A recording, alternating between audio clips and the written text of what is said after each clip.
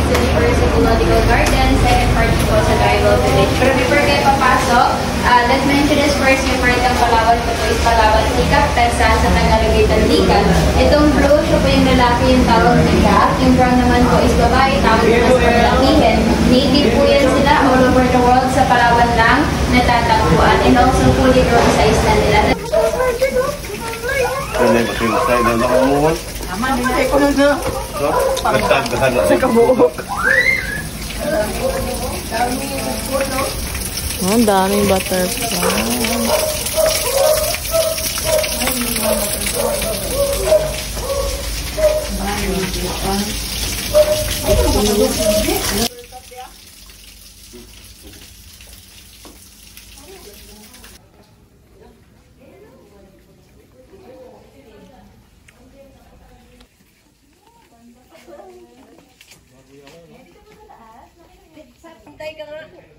Yung buhay?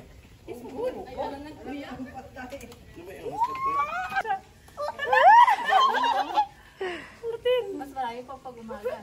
Oo nga. Talagang malalaki. Super init po na kayo sila. Ay! Tuwan-tuwa siya.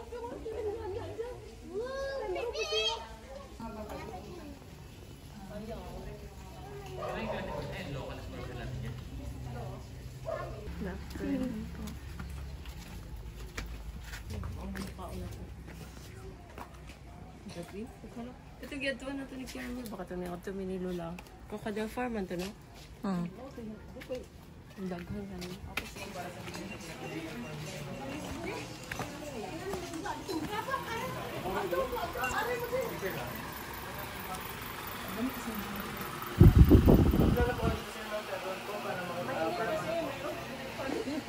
Dialect nila. So, minan, tumag na. Sabi po nila yan, manungang mapon. Ibig sabihin nun, sila yung mga Palawan tribes. Sila yung original inhabitants ng southern part ng Palawan.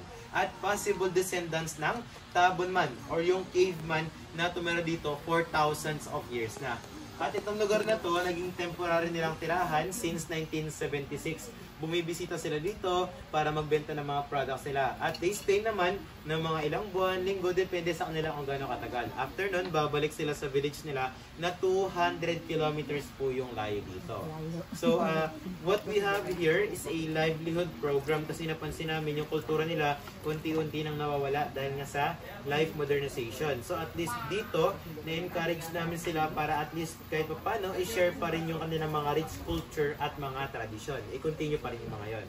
Sige, Minat, pabili na bagtik din mo. Bagtikat niyo na kulay ba? Pakihawakan po yun, ma'am. And then, pagkatapos niyo po, pwede niyo siyang amuyin. Try niyo po amuyin para siyang amoy rubber. Then, pakipasa na lang po sa inyong katabi at sa likod. Okay? Almasiga. Yes. Parang almasiga po yan siya. Dagta siya ng almasiga. Yung malaking puno sa bundok na makikita. Dagta yan eh. Yes. So, yung dagta na yan, at first is take liquid. After ng isang buwan, ganyan nakatigas. And then, ibibenta nila dito. Kasi nga, main ingredient yan sa paggawa ng ating mga pintura, mga varnish, mga fiberglass, yung mga cutics or nail polish, and other related products. At flammable or pwede siyang sindihan. One of the most important traditional product po ng Palawan tribe yan. Pinaglalagyan ng mga materials, product nila, like yung bagtik, pagkapuno na po yan dito, tinatalian nila so that the products won't fall. Pagka mabigat daw, no problem yan sa kanya, sabi niya, kasi nga, they have the head support to carry more weight. Sana mo bibit umutik? Kaya niya raw magbuhat ng nasa 50 kilos or up to 60 kilos pa. So imagine, sobrang bigat yun. Binubuhat nila from the mountain pababa po yan, akyat baba ng bundok. They carry that talaga up and down. And syempre, sila po ay mga music lovers din. Kaya meron tayong mga instruments. So unang-una, we have their native drum. Itong kanilang native drum, ang tawag nila dito, gimbal. Hollow wood na inukit, and on top is balat ng hayop. Any animal skin, pero mas matibay kasi yung balat ng baka. At the back, meron silang tinatawag na agong at sanang. Kapag ka narinig na yung echo ng, ng agong in the mountains, they believe that they are communicating with the spirits of their ancestors. So ngayon, magpa-play sila ng mga instruments na yan. Ang tawag nila dyan, basal.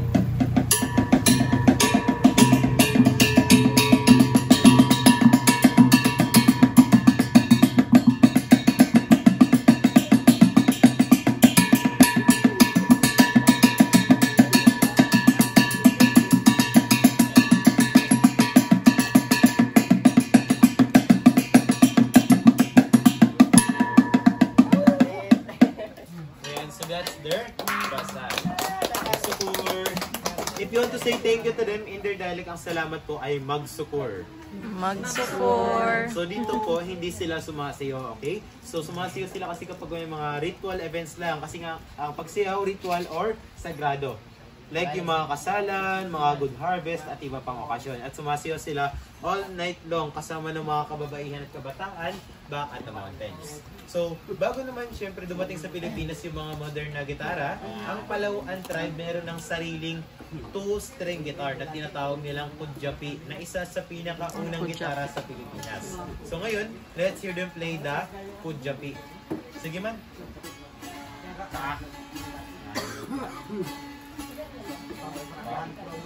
There's still thousands of them po in the mountains yan. Karamihan galing ng Rizal, Brooks Point, Batarasa.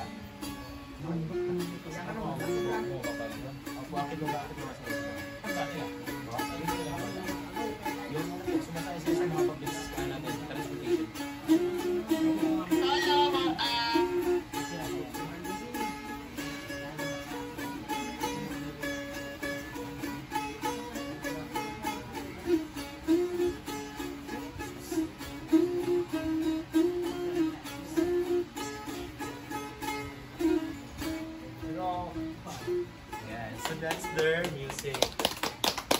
So, I remember ang tawag naman nila doon ay bagit. Dalawang klase kasi yung bagit. Yung isa medyo mabagal yung pag-play nila.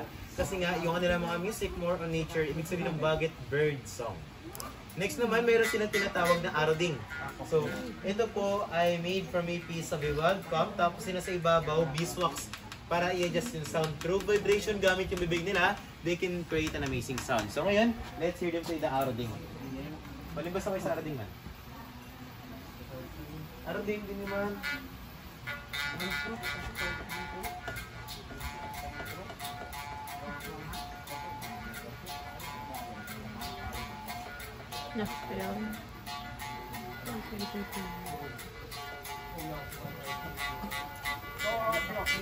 Ayan, so that's the aroding. So, tinuruan nila ako sa pag-play nito, kaya nag-join po kasi nila. And mas maganda to siya pakinggan pag mas marami nag-play. Back at the mountains, they play it all together po yan. And syempre, sila ay mga hunter-gatherers din. Maliban sa mga instruments, meron silang tinatawag na sopukan in their dialect or sumpit ang tawag natin sa Tagalog. Yung kanilang mga blow darts at itong kanilang spear na ginagamit sa paghunt ng mga baboy damo. Yung mga spear na to, yung mga bakal, talagang hundreds of years na. Galing pa sa kanilang mga ninuno, pinasapasa nila po generation after generation. Ito, ang tawag nila dito, ligid. Itong isa naman, surayang. Ginagamit itong surayang para i-trap yung target, like yung baboy damo, pagka natamaan ito, sasabit lang yung bakal sa katawan niya. Kapag ka nag-try siyang tumakas, sasama lang to doon, hindi na mahiwalay yan sa handle. Papahiwalay sa handle niyan. Kasi nga, metali syempre, yung purpose nitong handle po is para sumabit sa mga puno or sanga, para hindi na makalayo yung target nila. And they will follow up with this ligid para patayin yung target. So basically, surayang to trap, ligid for the kill. And pagkatag-ulan, syempre, yun nga, yung ginagamit nila yung mga sumpit nila, or in their dialect, ang ginatawag nila sopukan. Ginagamit nila yan para mag-trap or manghuli ng mga ibon usually. Part ng diet nila yan pagkatag-ulan.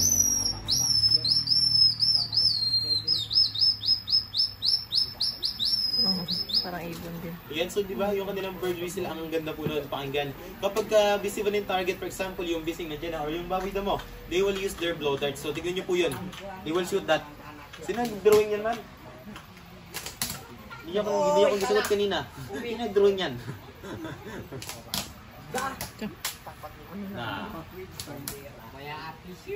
So tignan nyo po, sobrang lakas nila mag-shoot ng mga hayop po yan. Kasi nga naman, sa buong... Yun po ay walang lasting, sir. Kasi mamatay talaga yun. Kasi nga, powerful yung lasting nila, sabi nila po sa amin. Pero hindi nga lang i-share sa amin kasi nga po, talagang powerful yun. Wala silang antidote hanggang ngayon. Kaya kapag accidentally, mapatama nila sa mga kasama nila or sa inyo, say goodbye din. Kasi nga hanggang ngayon, wala silang gamot po talaga doon. So next naman, pagka sa, sayop po pala, additional lang, pagka sayop yun, hinugasan nila yung karne in a running water para after nun, safe pa rin nila makakain. And for the last part, ipapakita niyo yung paraan nila ng paggawa ng apoy sa bundok. Sige, pakita mo na. So nakita niyo merong spark And with just a few strikes, ngayon meron na tayong usok. So ang kailangan nyo na lang is ito yung dahon para makagawa siya ng apoy. So that's their fastest way. Ang tawag nila doon ay santikan. Ibig sabihin po to strike or friction. So yung material na ginamit niya, meron silang native cotton. Second, meron silang mga buhay na bato or flintstone. Last material, meron silang bakal. Itong bakal na to po, evidence na nagkaroon sila ng barter trading or pakikipagpalitan sa ibang bansa long time ago. Paano ba yun? Ito siya. Yan yung bakal. Parang katulad ng bakal na meron tayo. Pero yun sa kanila nga kasi tagang sobrang tagal na po ito. So yun, meron na tayong apoy. At yung mga kabataan, additional lang po, yung mga kabataan sa bundok, yung mga 10 years old lang, marunong na pong gumawa ng apoy. 10 years old pa lang po yan, marunong nang gumawa ng apoy. Yan nga, part ng kanilang survival. Yung iba ngayon po, again, bumalik sa bundok. Yung iba naman, nandito, kabababa lang kahapon. Inapakan niya lang kasi nga sanay na talaga sila pagkabata pa lang sa bundok. Magsukur. Mayroon pa man. Hindi ko papakay. See? Wala lang sa kanya. So ngayon po to everyone, itong torch naman nila or ilaw sa bundok, according to them yung ganito kahaba, nagtatagal ng 3 hanggang 5 gabi. Depende sa paggamit. Naniniwala sila yung usok din ito, nakakatabi ng mga bad spirit or bad luck. Ginagamit din nila for aromatherapy dahil sa mabango siya. Ano yung usok? Ginagamit din nila for insect repellents at panggamot ng sakit ng ulo at ng tiyan. Ano amoy po? Yes. Paramihan ang sabi, amoy insenso, kamang yan. Yung po usok sa siban, sage yung ganun. Or sa iba, sabi nila may, may menthol. So ngayon, syempre, nausok na kayo. Wala na yung bad luck po niyan. Pagkalabas niyo, daan kayo sa lotto later. Sure win po yun pag tumaya kayo. So, if you want to know more information kung paano lahat ito nagsimula, marami tayong information po at the back. So that is all for our cultural sharing, Magsukur. So again, the way to say thank you to them, Magsukur. Magsukur. If you want to buy their products, meron tayong souvenir shop doon, like yung kanilang mga blowpipe, meron sila doon. Meron din silang torch yan na binibenta doon, yung incense na yun, yung incense din po. Dito naman meron donation box dahil at the end of the day, it's for the sustainability of this livelihood program. Ang takot po lang yan. Doon lang po sa medyo matapang. Dito na lang po. Pakitulungan na lang po sila. Pakiwid na lang din dito sa ilalim. Or hindi siya maglaylay po. Subukan niyo po ma'am. From plastic lang po yan. Ganun. Experience lang po yan. Maganda na yung anak niya na. Hindi po.